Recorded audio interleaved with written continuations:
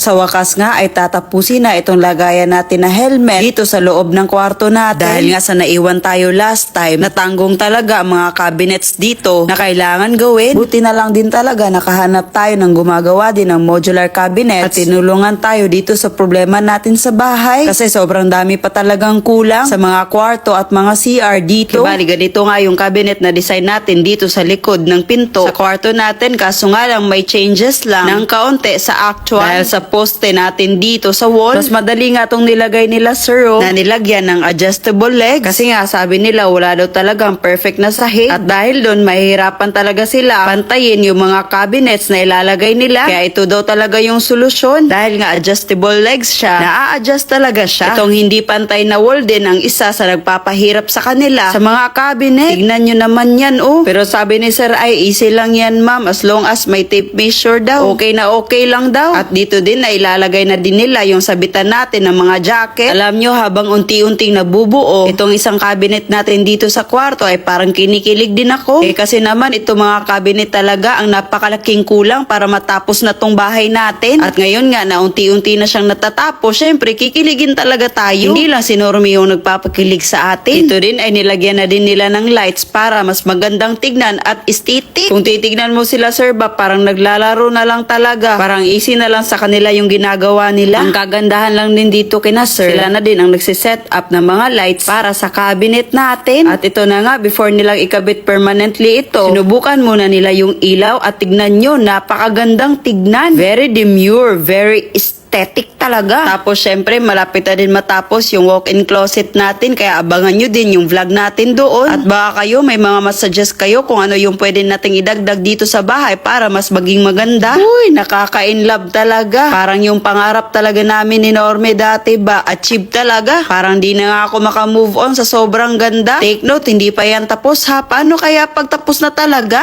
After nga nila ma-set up yun, sinukatan na naman nila sir para sa pinto natin dito sa cabinet sa baba. Siguro nagtataka kayo kung bakit sobrang dami nating cabinet. Tapos isahang kwarto din talaga yung walk-in closet natin. Ay, kung alam nyo lang kung gaano kadami talaga yung gamit namin. Kaya sinadya talaga namin para magkasya talaga lahat. Wala na tayong ibang lagayan kundi dito lang talaga sa bahay. At hindi din naman pwede na kahit saan lang natin ilalagay yung mga gamit natin. Kailangan arrange na talaga para mas maliwalas din tignan yung mga gamit natin. As of now nga, medyo nahihirapan pa kami dahil mayroon pang konting kulang yung mga cabinet natin at hindi pa talaga kami makadala ng maraming gamit at ma-arrange lahat dito. Basta ang importante sa bawat araw na lumilipas may progress din na nangyayari.